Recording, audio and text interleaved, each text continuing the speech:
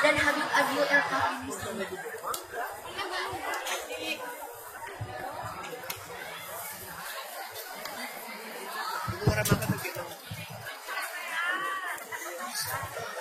Assalamualaikum warahmatullahi wabarakatuh.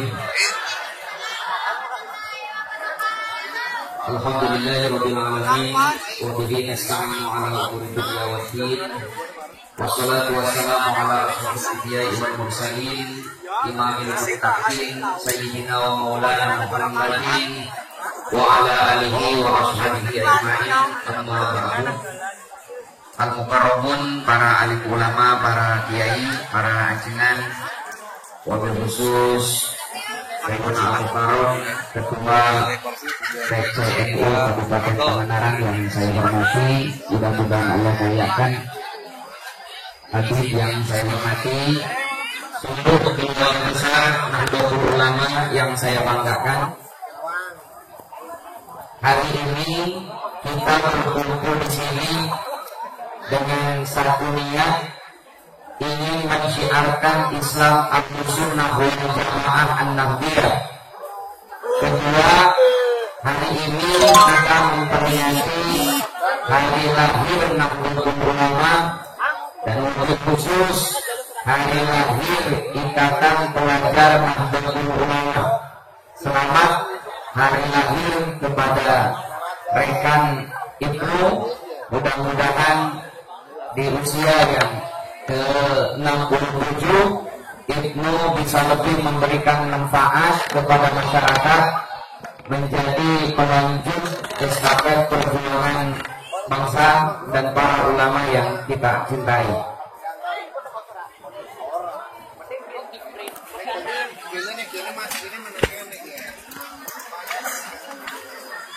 Saya tidak akan banyak bicara dalam kesempatan kali ini.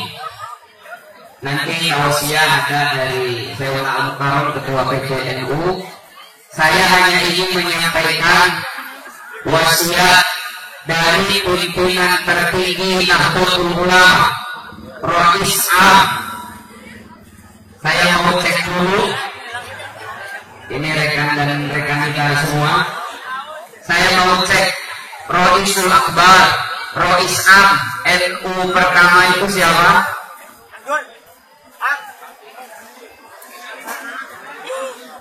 Saya tanya hadirin sekalian, Rais Am pertama, Raisul Akbar, pimpinan tertinggi Nahdlatul Ulama pertama itu siapa? Kepada dia. Siapa? Coba angkat tangan. Saya mau cek, jangan-jangan kita berbangga dengan NU itu hanya sebatas euforia, hanya sebatas ikut-ikutan tanpa tahu siapa dan bagaimana Nahdlatul Ulama itu. Coba jawab bareng-bareng. Siapa pimpinan tertinggi Nahdlatul Ulama pertama? Kiai Hasyim. Lanjut ke pemimpinan Rais Am kedua siapa?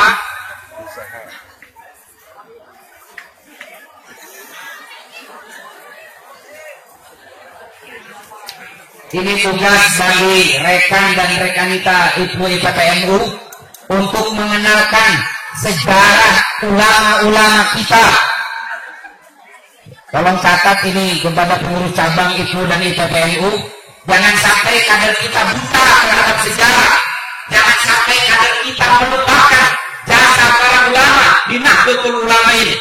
Kita sekarang menikmati NU dengan berbagai kesuksesannya, tapi kita tidak mengenal siapa yang telah berdarah-darah, mengorbankan keringat, air mata, bahkan nyawanya untuk Nahdlatul Ulama ini.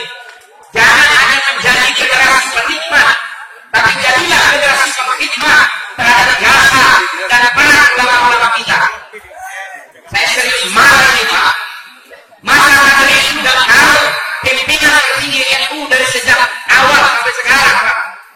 Ini evaluasi bagi kita. Rais Am kedua itu Kiai Haji Abdul Wahab Hasbullah, dilanjutkan dengan Kiai Bisri Samsuri, dilanjutkan dengan Kiai Haji Ali Masuk Rakyat Yogyakarta, lanjut oleh Kiai Haji Ahmad Sidik. Lanjut oleh Kiai Haji Profesor Alim Yafi. Lanjut oleh Kiai Haji Ilyas Ruhiyah Cibatu. Lanjut oleh Kiai Haji Ahmad Sahal Mahfud. Lanjut oleh Kiai Haji Ma'ruf Amin. Dan sekarang Kiai Haji Miftahul Akhyar. Bagi kader IPNU, bagi kader IPPNU, bagi seluruh keluarga besar Nahdlatul Ulama harus hafal di luar kepala itu, agar setiap kita kirim Fatihah Hador, baik itu setiap malam Jumat ataupun ketika Yasinan, kita sebut nama-nama beliau, kita hadiahkan bacaan ayat suci Al-Quran untuk beliau, karena atas jasa beliau kita hari ini bisa menikmati Nahdlatul Ulama yang semakin hari semakin tegak berpitah. Wasiat Kiai Haji Ali Ma'sum Raisul Am dari kerabat beliau bangun begini kata beliau, ada 5 hal, ada 5 poin yang harus dipegang oleh seluruh kader Nahdlatul Ulama. Ini mau dicatat, ada 5 poin, 5 hal yang harus dipegang oleh seluruh kader Nahdlatul Ulama. Oke, yang sedang makan tolong dirapikan dulu. Biasanya kader rekanita IPPNU, rekan itu disiplin karena menunjukkan citra pelajar yang giroh dalam keilmuannya sedemikian tinggi. Dan kita diajari oleh kiai-kiai kita di pondok, ketika seorang santri mendengarkan ilmu, maka dia akan melupakan segala hal di luar ilmu itu. Jadi tolong dirapikan ya, apalagi sekarang kita mau mendengar tausiah dari Ketua PCNU Pangandaran. Ini penting kita perhatikan di harlah IPNU ini. Yang pertama, Afiqatu binahdlatul ulama. Sebagai kader Nahdlatul Ulama, kita harus yakin, kita harus teguh terhadap apa yang didauhkan, apa yang dicontohkan, apa yang dititahkan oleh kiai-kiai kita di Nahdlatul Ulama. Hal ini penting kita pegang, karena hari ini kiai banyak ikhwanuna muslimun yang dengan lantang mengatakan, buat apa NU-NU-an, yang penting Islam. Banyak itu. Buat apa NU-NU-an, yang penting Islam. Saya itu Islam, NU bukan, Muhammadiyah bukan, Persis bukan, FPI sudah dibubarkan. Saya itu Islam. Nah, catat, itu Islam yang bukan.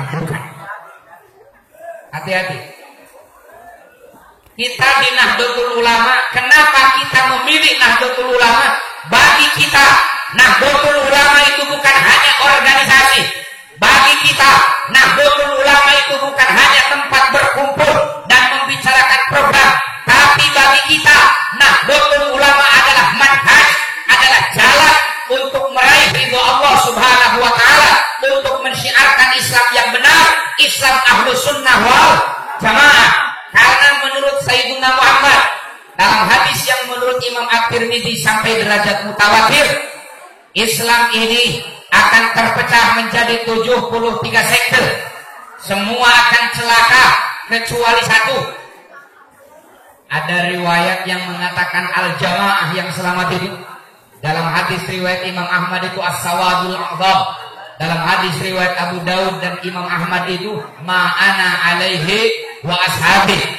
Menurut para ulama ahli hadis, maksud dari 3 hadis itu adalah Ahlus Sunnah wal Jamaah.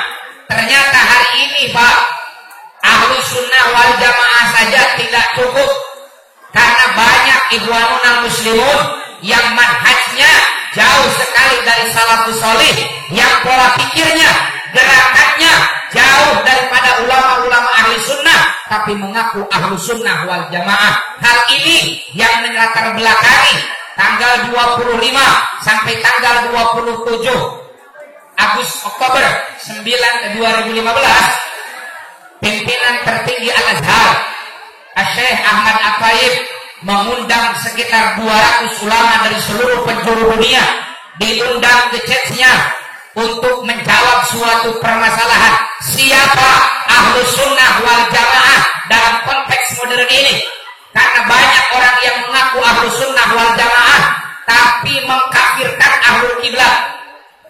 Hanya karena beda manhaj langsung dituduh kafir. Hanya karena melakukan istighosah tawassul dituduh kafir. Tapi mereka mengaku Ahlus Sunnah wal Jamaah. Akhirnya Al-Azhar terdorong untuk memberikan pembelajaran, untuk memberikan pegangan bagi kaum muslimin di dunia. Dikumpulkanlah ratusan ulama di Chechnya itu untuk menjawab secara ilmiah siapa Ahlus Sunnah wal Jamaah dalam konteks kita hari ini. Ternyata Pak, 3 hari 3 malam ratusan ulama berkumpul di Chechnya dipimpin oleh Syekhul Azhar Ahmad At-Tayyib. Beliau juga sama Dzurriyyatun Nabi, habaib, tapi beliau tidak mau disebut habaib. Ya, Syekh Pak Ahmad At-Tayyib itu Dzurriyyatun Nabi berkumpul. Akhirnya ratusan para ulama itu memberikan kesimpulan Ahlus Sunnah wal Jamaah dalam konteks kita hari ini adalah kaum muslimin yang dalam akidahnya mengikuti manhaj, mengikuti paradigma, mengikuti metodologinya Abu Hasan Al-Asy'ari dan atau Abu Mansur Al-Maturidi. Dalam bidang fikihnya taklid kepada satu dari 4 imam, Maliki, Hanafi, Syafi'i, Hambali. Dalam akhlak atau tasawufnya mengikuti polanya Syekh Qasim bin Junaid Al-Baghdadi, Abu Hamid Al-Ghazali dan Abu Hasan Asy-Syadzili. Saya ketika baca deklarasi ini, Pak, kesimpulan Muktamar Internasional itu, saya semakin yakin dengan Nahdlatul Ulama. Kenapa? Karena Kiai Hasyim Asy'ari 110 tahun sebelum Muktamar itu dilangsungkan, beliau telah mendefinisikan bahwa Ahlus Sunnah wal Jamaah itu adalah mereka umat Islam yang dalam akidahnya berpegang kepada manhaj, metodologi, jalannya Abu Hasan Al-Asy'ari atau Abu Mansur Al-Maturidi, sampai dalam akhlaknya mirip sekali dengan kesimpulan ratusan para ulama di Chechnya. Dan tidak mungkin Kiai Hasyim yang mencontek hasil dari muktamar itu. Ini menunjukkan bagi kita tidak semua mengaku Ahlus Sunnah wal Jamaah adalah Ahlus Sunnah wal Jamaah. ISIS, Pak, ada tahu ISIS? Pernah dengar ISIS? ISIS yang teroris yang di Timur Tengah, bukan ISIS di Pangandaran, Kiai. Karena beberapa informasi mengatakan di Pangandaran juga terdapat banyak sekali ISIS. Tapi itu ISIS musuhnya tukang kiridit, yang kalau ditagih itu jawabannya isuk sore Pak. Nah itu singkatannya ISIS juga. ISIS juga mengaku sebagai Ahlus Sunnah wal Jamaah, Pak. Tapi perilakunya, akhlaknya, akidahnya tidak sama dengan ulama salaf. Mereka mengkafirkan pemerintah yang tidak sejalan dengan dia. Sekarang itu banyak di Indonesia juga yang bilang bahwa pemerintah ini togut. Tahu togut? Susu yang difermentasi. Oh beda ya? Oh beda. Karena tidak menegakkan syariah katanya. Karena kita berlandaskan Undang-Undang Dasar 1945, dituduh sebagai togut. Saya sebut saja Hizbut Tahrir Indonesia. Mereka juga mengaku Ahlus Sunnah wal Jamaah, tapi dalam gerakannya, dalam akidahnya, dalam akhlaknya jauh sekali dari apa yang dicontohkan oleh ulama salaf peletak Ahlus Sunnah wal Jamaah. Al-Imam Abu Hasan Al-Asy'ari di dalam kitab fenomenanya Al-Lumah, beliau mengatakan, nahnu la nukaffiru ahadan min ahlil qiblah. Kita ini tidak mengkafirkan satu orang pun dari ahlul kiblat. Tapi lihat gerakan-gerakan makar termasuk di Indonesia, banyak yang berbendera, banyak yang berselimut Ahlus Sunnah wal Jamaah, tapi isinya Ini penting bagi kader IPNU IPPNU. Jangan terjebak dengan slogan yang penting Islam. Saya tanya, Anda mau gak disamakan dengan ISIS? Padahal Islam sama. Anda mau gak disamakan dengan Khawarij? Padahal Islam sama. Anda mau gak disamakan dengan Syiah? Padahal Islam sama.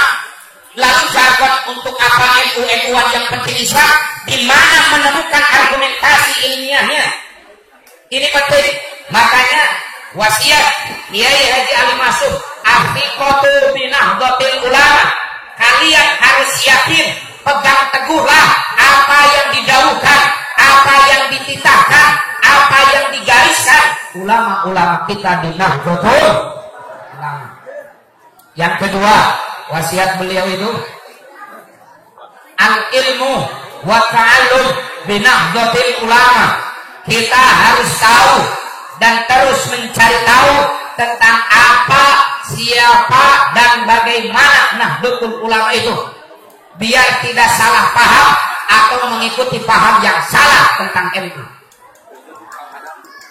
Kenapa saya agak keras? Saya tadi tanya pimpinan tertinggi NU kepada dia, padahal ini acara harlah Nahdlatul, padahal ini harlah ikatan pelajar Nahdlatul. Masa pelajar tidak tahu terhadap itu? Jangan-jangan ini kebanyakan bukan IPNU IPPNU ini. Ini hajat kita. Ya. Ini penting saya tegaskan. NU itu organisasi. NU itu organisasi. Badan otonom di bawah NU punya aturan yang jelas. Tidak semua orang bisa masuk. Ya. Ada kaderisasinya. Ada prosesnya. Yang ini penting kita perhatikan agar kita jangan kecolongan. Banyak kalau kata Imam Asy'arani itu di dalam Tanbihul Muqtarin, jangan sampai kita melakukan fathu babil istihza bisolihin, membuka celah olok-olok terhadap orang-orang soleh. Banyak orang yang tidak paham terhadap NU, tapi karena dengan satu lain hal mengaku NU, mengatasnamakan NU, akhirnya NU jelek di mata manusia karena perilaku bodoh orang itu. Banyak sekarang itu, Pak. Makanya saya titip kepada rekan IPNU dan rekan IPPNU, selektif. Kita memilih kader terbaik. Kita tidak perlu jumlah, yang kita perlukan adalah kualitas. Buat apa jumlahnya mayoritas, tapi gusaun kagusa isail kata Nabi, laksana buih di lautan. Banyak tapi tentang berenang, banyak tapi tidak punya daya upaya, dihempaskan ke tepian pantai dengan ombak tanpa mempunyai makna dan arti. Yang kita butuhkan adalah kader yang berkualitas meskipun banyak. Ya.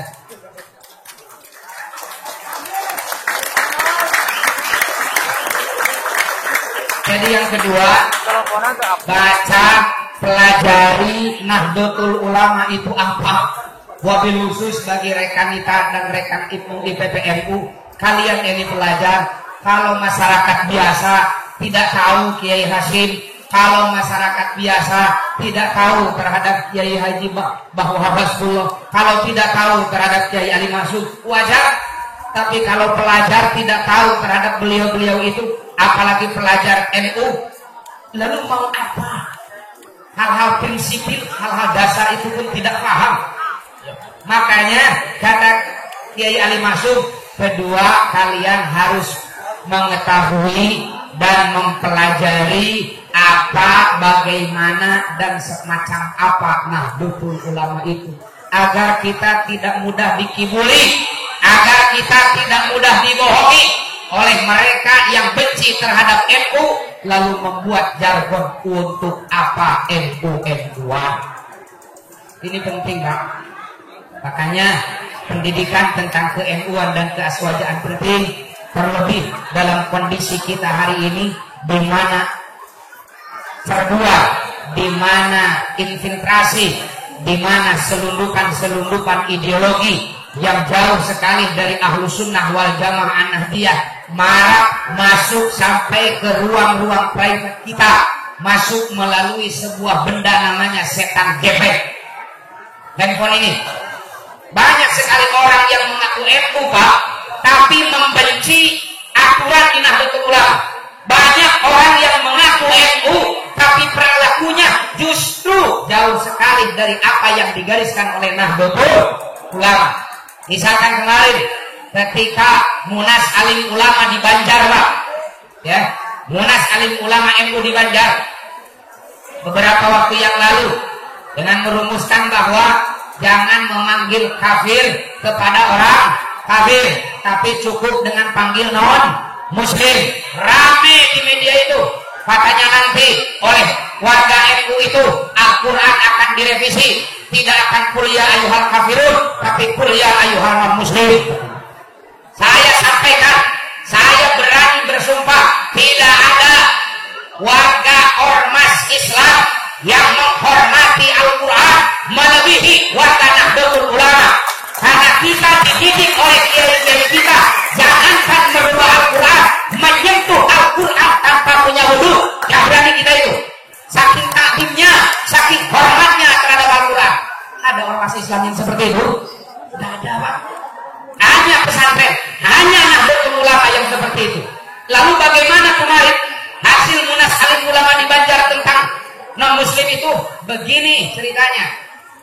Munas itu, Pak, adalah kumpulannya, adalah sesinya para ulama di Suriah untuk berkumpul dan memusyawarahkan beberapa permasalahan keagamaan. Kemarin itu yang hadir bukan orang sembarangan. Ya, Romo Kiai Kafabihi Mahrus Ali Lirboyo hadir. Banyak sekali puluhan ulama yang sudah tidak diragukan lagi kealimannya, jasanya terhadap umat ini. Mereka berkumpul membuka ratusan referensi. Akhirnya mereka sampai pada kesimpulan itu, dibully, disalahkan oleh mereka yang mengaku NU dengan modal informasi dari medsos. Saya sering bertanya begini, bapak-bapak, ibu-ibu, pernah nggak belanja emas ke toko emas yang milik Chinese? Non muslim kan? Pernah nggak bilang begini, Fir, ini berapa per gramnya? Pernah nggak?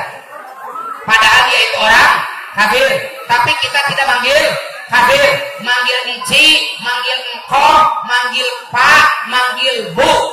Kita biasa tanpa referensi. Kenapa kiai kita yang telah membuka sekian puluh referensi kemudian mengatakan panggil saja non muslim, jangan kafir, dibully, disalahkan? Padahal kita juga memanggil orang kafir itu sering memanggil bapak, sering memanggil Ici, sering memanggil engkau. Kenapa tidak disalahkan? Nah, ini penting, Pak. Banyak warga NU yang tidak paham terhadap itu.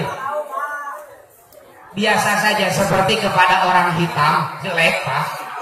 Kalau kita panggil dia, hei hitam, hei jelek, kira-kira cocok gak, Pak? Ya, Pak, cocok sih iya, tapi kan hati orang gimana? Ya panggil Ujang, panggil Encep, panggil Mas. Kita manggil orang hitam dengan Ujang, kita manggil orang jelek dengan Asep, bukan kita mengingkari hitam dan jeleknya, Pak. Ya.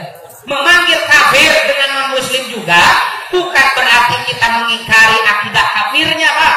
Tapi dalam muasyarah, dalam kehidupan berbangsa dan bernegara, jangan sampai membuka celah agar perpecahan ini tumbuh, Pak. Salah satunya panggil non-muslim. Lawang kita juga biasa memanggil mereka dengan Uci, dengan Ahok, dengan Engkau. Gak ada tuh yang protes nanti bakal diganti kuliah ayuhan Uci, Pak. Lalu tentang Islam Nusantara rame lagi. Islam Nusantara itu aliran sesat. Nanti akan diganti dengan bahasa Indonesia sholat itu. Saya juga sampaikan, tidak ada ormas Islam di Indonesia yang praktek ibadahnya seapik, sejeli Nahdlatul Ulama. Gerak 3 langkah, 3 gerak saja berturut-turut itu batal, Pak. Berbicara yang di luar sholat saja batal, Pak. Kita diajari begitu. Apalagi dengan bahasa Indonesia. Lalu bagaimana Islam Nusantara itu? Santai saja, Pak. Gak usah ribut-ribut. Kenapa? Islam Nusantara itu sudah mentereng, Pak, di Jalan Soekarno-Hatta Bandung dari tahun 80-an. UNINUS, Universitas Islam Nusantara. Bukan hanya itu, ada Islam Bandung, Unisba, ada Islam Cipasung, Institut Agama Islam Cipasung, ada Islam Citangkolo, Sekolah Tinggi Agama Islam Citangkolo, ada Islam Terpadu. Kenapa menghidupkan Islam dengan kalimat lain tidak dibully? Tapi ketika Kiai NU bilang Islam Nusantara, dibully habis-habisan, difitnah yang macam-macam. Padahal kita juga biasa. Kalau adik-adik ini, rekan dan rekan nanti kuliah di jurusan sejarah peradaban Islam, nanti akan menemukan mata kuliah Islam Andalusia, Islam Asia Tengah. Banyak itu. Islam Asia Tenggara. Banyak itu. Islam terpadu dibiarkan seolah-olah tren. Padahal itu tidak jelas juga terpadunya dengan apa. Tapi Islam Nusantara hasil rumusan para alim ulama dibully habis-habisan, difitnah, dicaci maki habis-habisan. Ini pentingnya agar warga Nahdlatul Ulama mengetahui dan terus mempelajari tentang Nahdlatul Ulama. Jangan sampai kita mengaku NU, tapi gerakannya, pikirannya, akhlaknya tidak selaras dengan apa yang digariskan oleh sepuh-sepuh kita di Nahdlatul Ulama. Yang ketiga, al-amalu binahdlatul ulama. Amalkan, praktekkan apa yang kita pelajari melalui Nahdlatul Ulama. Salah satunya adalah toleransi, tasamuh. Kita itu diajari oleh kiai-kiai kita untuk santai dalam menghadapi perbedaan. Kita gak pernah usil dengan perbedaan karena kita meyakini perbedaan adalah keniscayaan. Misalkan kita diajari oleh kiai-kiai kita kalau subuh itu kunut, Pak. Betul nggak? Catat, subuh bukan duha ya, kunut itu. Karena kan sekarang lagi musim kiai, di anak muda itu ada gula, ada semut, ada duha pakai kunut. Ternyata itu subuhnya kesiangan, Pak. Suatu subuh kita diimami oleh yang nggak kunut. Kita manut saja sama imam nggak kunut, betul nggak? Kita belum pernah ketika imam dari tidak langsung ruku, kita langsung sujud, kita sendirian kunut, Pak. Tidak pernah. Wajib untuk mengikuti imam. Masalah perbedaan furu'nya itu hilangkan. Kewajiban mengikuti imam lebih penting. Kita biasa tidak kunut, Pak. Tapi coba lihat saudara kita yang tidak biasa kunut subuh, ketika dipimpin oleh kiai kita, ketika kiai kita bilang Allahumma hdina fi man hadait, perhatikan tangannya. Aja dobek dia, Pak. Sebenarnya siapa yang tidak menghargai perbedaan? Banyak sekarang itu pahlawan kesiangan, teriak-teriak kepada Kiai NU, mari kita hilangkan ta'assub, mari kita hilangkan fanatisme, kita berkumpul, kita bersatu dengan tujuan Islam saja. Padahal harusnya mereka yang harus mengancam. Kiai kita menunjukkan dari dulu tasamuh, toleran. Kita gak pernah usir sama mereka. Tapi mereka yang sering usir, ya jangan salahkan siapa-siapa. Ketika anjing menggonggong, kapilah ambil batu dan melempar anjing itu. Ini penting bagi rekan dan rekan kita untuk dipelajari bagaimana ajaran Kiai NU yang sangat toleran, sangat lentur menyikapi perbedaan, termasuk menghadapi budaya di Indonesia. Selama tradisi itu, selama budaya itu tidak bertentangan, tidak diharamkan oleh agama, wajib kita lestarikan sebagaimana di dalam surah Al-A'raf ayat 199. Khudil afwa wa'mur bil urfi wa'rid 'anil jahilin. Dalam mayoritas literatur tafsir, ngurf di sana itu adalah tradisi sebuah negeri, kebiasaan sebuah daerah yang tidak bertentangan dengan agama. Wajib kita lestarikan. Di mana bumi dipijak, di situ langit dijunjung. Jangan anti terhadap budaya selama budaya itu tidak bertentangan dengan agama. Yang keempat, al-jihad binahdlatul ulama. Kita berjuang melalui Nahdlatul Ulama. Kita berjuang melalui wadah Nahdlatul Ulama. Kita berjuang untuk Nahdlatul Ulama. Jangan kita nempel di Nahdlatul Ulama hanya untuk kepentingan pribadi dan golongan kita saja. Sekarang itu banyak. Mentang-mentang NU sedang berada di, ya sedang seksi-seksinya, Pak. NU itu semua mau mengaku NU, Pak. Sekarang itu karena NU sedang berada di posisi yang sangat menggiurkan. Semua mata dunia tertuju kepada Nahdlatul Ulama. lebih dari 54 negara telah mendeklarasikan Nahdlatul Ulama cabang istimewa. Sekarang dunia mengeluh-elukan, mengharapkan Nahdlatul Ulama. Banyak orang-orang tertentu yang melihat ini sebagai peluang untuk memperkaya diri dan golongannya. Rame-rame sekarang itu mengaku NU, padahal belum tentu pikirannya, gerakannya, perilakunya selaras dengan Nahdlatul Ulama. Makanya Nahdlatul Ulama di setiap level punya pimpinannya. Untuk level Pangandaran, pimpinan NU itu berada di ketua atau Rais Surya. Nahdlatul Ulama PCNU